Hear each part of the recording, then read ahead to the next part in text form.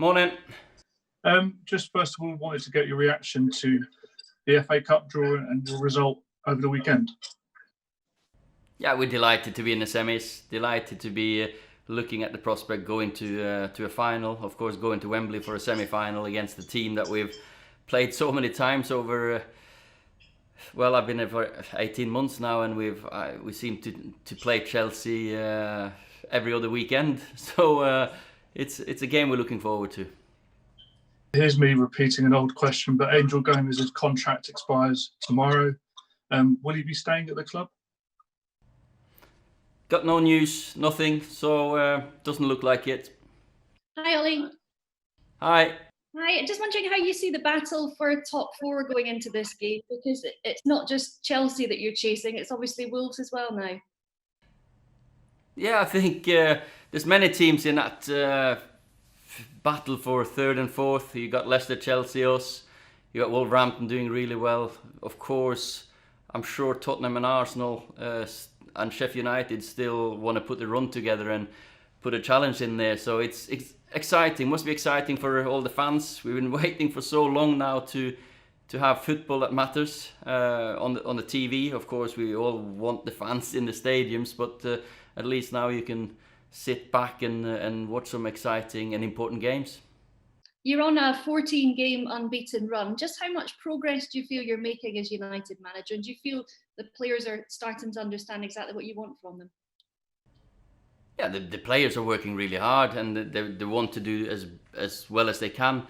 And for me, as a team, we're trying to implement our ideas. I think you can talk about 14 games, but we're just looking at the next one. And of course, as long as you go into the next game knowing that you won the previous one, that's a good place to be in. Is Angel Gomez leaving Manchester United? To be honest, I'm not heard from them last night or this morning, so it seems like they haven't managed to agree. So the answer is probably short and yes then.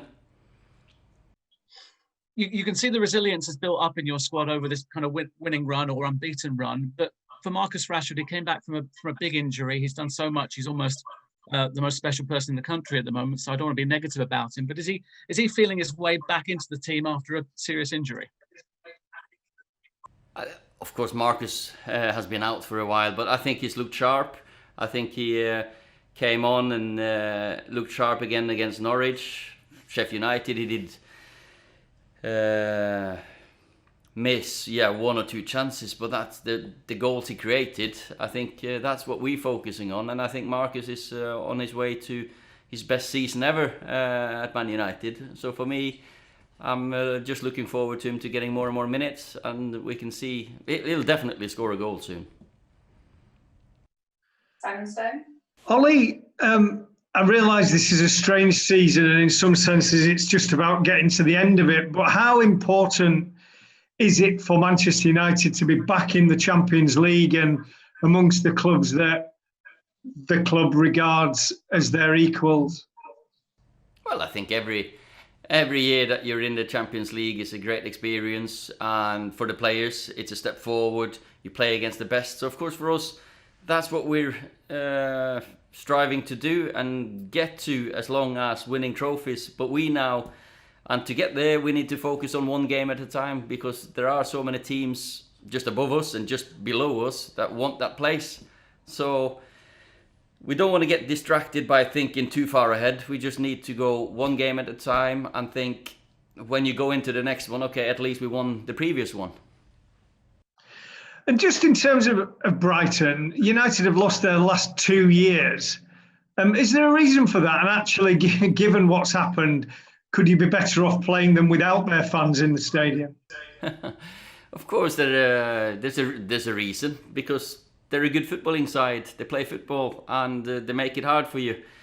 Now, I haven't been down there now myself, so I'm looking forward to it. And fans, they do. Of course, they matter, and they have an impact on games and football. So for us to get out of this lockdown period and get the fans back in the stadium is going to be fantastic. But for the moment, we'll just have to deal with the situation as it is, and maybe as an away team, sometimes it helps you that there's no home crowd in the away when you play away. But then again, if you're at the bottom, or sometimes the pressure of the fans can get to you, and sometimes it can give you an extra edge. So for me, football is all about the fans. James from TalkSport. Morning, Ollie. Luke Shaw started every single one of the last 14 games. Is he playing at his best at the moment? And why have you opted not to give him a rest? Because a number of players have been rotated over the last 14 games. Well, we manage the squad and manage players differently. And as you say, Luke's had a good upturn in form. He had a spell out earlier on in the season, and he's worked his way to full fitness. He's worked over the lockdown, and he's playing some good football. Let's see if he starts this one.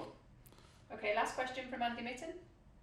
Have you made any changes to your preparations and tactics after the experience of a few games without crowds? Is it a different game? And do you think that the pace of the game is slower and harder to maintain momentum? And were the cup games different because they're knockouts? The lack of fans, of course, affects the players. It's some players thrive on it. There we got Karen joining in the camera. It looks slower, I think, the game without the fans. I think the noise and the crowd and the passion from the crowd helps even the view from your sofa. All the physical stats show that there's not a big difference. I think maybe it just looks it. I think the game, the ball is more in play at the moment. But you've got to create your own atmosphere. You've got to create your own